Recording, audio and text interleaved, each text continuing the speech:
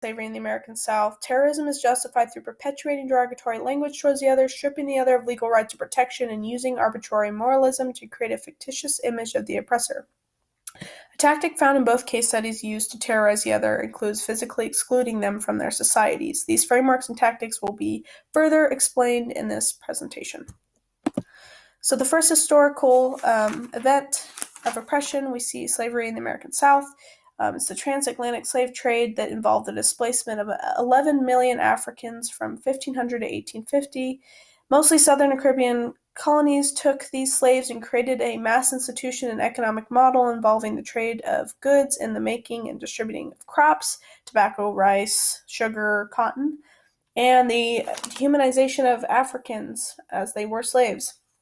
The American South becomes more of a thriving industry when the cotton belt is opened up in the Mississippi Valley, and they eventually become the world's provider of cotton. They provide about 3/4 of the world's supply. So we see slavery become an integral part in Southern economy, and therefore so does racism, as this slavery was predicated on racism. So how is this justified? We see it justified with laws. We see slaves were legally property. If they were bought and sold, they were the property of the people who bought them. Therefore, no one could interfere with that except for the person who bought them. And we also see it through the Fugitive Slave Acts, for example.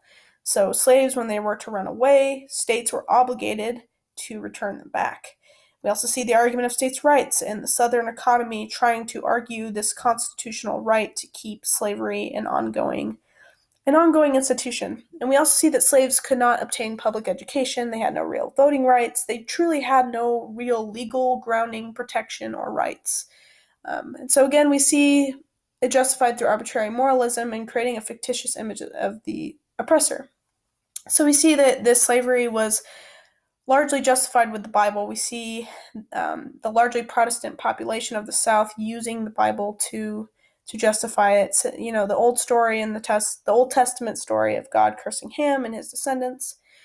And then we also see the fictitious image of the oppressor arise, which is through the argument of paternalism. We see that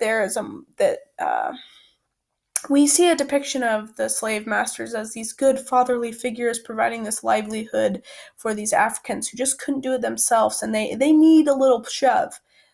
They need a push. And we see that creates this fictitious image of slave masters, making them a good guy when really they're just monsters. And then we see it justified with perpetuated derogatory language and racist ideologies. Again, we see in much literature and propaganda that slaves were depicted as animals. They were uncivilized. And they were supposed to be biologically inferior. And we see that in the example down here at the bottom right.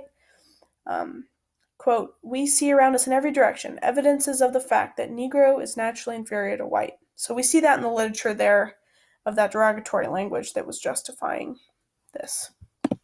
And then what tactics were used to marginalize them? Well, it was physically excluding the other from society and taking away their autonomy. So we see that slaves were transported and separated from communities and concentrated in these Southern societies, which made them especially vulnerable to this oppression and terrorism. We see that they're abused, raped, and killed because they really had no legal protection. And we see that they were stripped of any autonomy in their lives. We also see again in Douglas's account that colored people, if they were killed, it was not really treated as a crime. All right, and then in the second case study, we see the Holocaust. So after World War I, Germany is in severe debt. The economy is in shambles, and there's a shift towards nationalism. We see Nazi parties take form, especially the National Socialist movement, which is headed by Hitler eventually.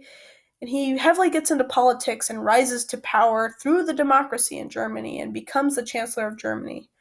And eventually he consolidates power and disrupts this democracy and creates a totalitarian regime. Hitler, with this power, invades countries and relocates many Jewish people to ghettos, concentration camps, and eventually death camps.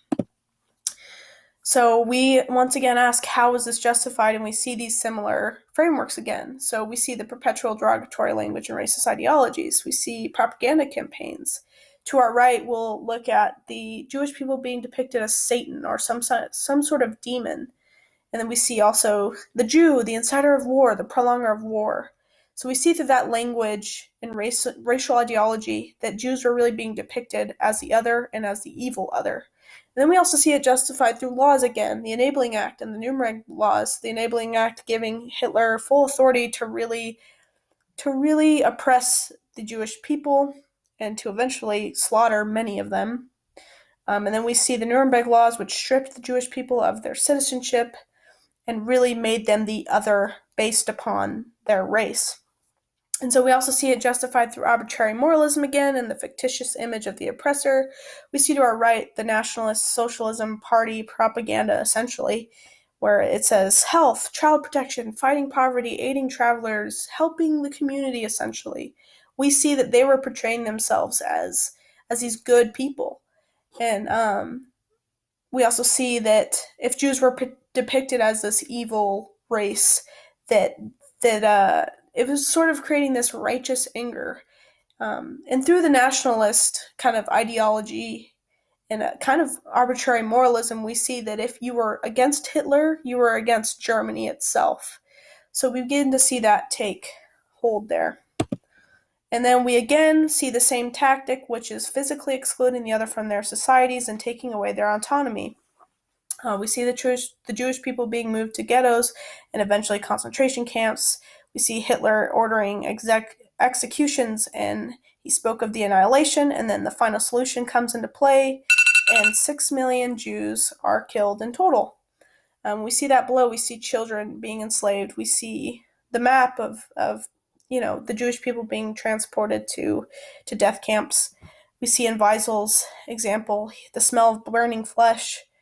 That's when he arrived at the camp. So we see that when they're subjugated into a place and physically excluded from their societies, that they are vulnerable and often terrorized. And so that is the conclusion of my presentation, and here are my references.